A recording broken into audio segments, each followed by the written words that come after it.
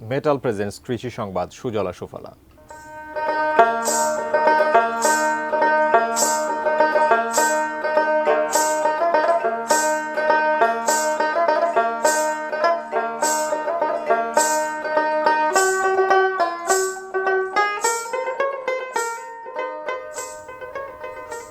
জয়পুরহাটে বাণিজ্যিকভাবে স্ট্রবেরি চাষ করে লাভবান হচ্ছেন কৃষকরা।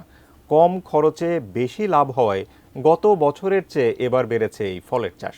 জয়পুরহাট প্রতিনিধি রফিকুল ইসলাম রফিকের তথ্যচিত্রে ডেস্ক রিপোর্ট। জয়পুরহাট সদর উপজেলার জামালপুর, চান্দা, কালীবাড়ি সহ আশেপাশের কয়েকটি গ্রামে নিজ মেধা ও উদ্যোগে স্ট্রবেরি চাষ করেছেন কৃষকরা। এই গ্রামগুলো পরিচিতি পেয়েছে স্ট্রবেরি ভিলেজ হিসেবে। কম সময়ে উৎপাদন ও লাভ বেশি হওয়ায় গত বছরের চেয়ে এবার বেড়েছে এর চাষ।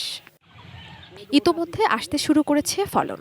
কৃষকরা জানান, এবার 1 বিঘা জমিতে সব মিলিয়ে খরচ হয়েছে 1 লাখ থেকে 1,20,000 টাকা। স্ট্রবেরি বিক্রি হচ্ছে 3 থেকে 4 লাখ টাকা পর্যন্ত। তবে দাম ভালো পেলেও বেশ কিছু জমিতে দেখা দিয়েছে পোকার আক্রমণ।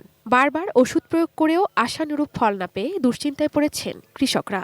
আমাদের চাওয়া পাওয়া কিচ্ছু নয়, আমাদের সহযোগিতায় এই যেমন একটা মা করে ফসলটা নষ্ট করতেছে, এর উপযুক্ত একটা চিকিৎসা, একটা ওষুধ। আমাদের এখানে 400-500 জন চাষি আছে, সবাই আমরা স্ট্রবেরি চাষ করে মোটামুটি সবাই অনেকটাই স্বাবলম্বীর দিকে।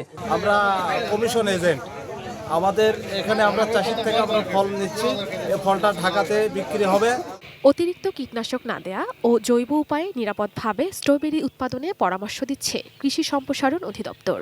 এই মৌসুমে জেলায় প্রায় 15 হেক্টর জমিতে স্ট্রবেরি চাষ হয়েছে।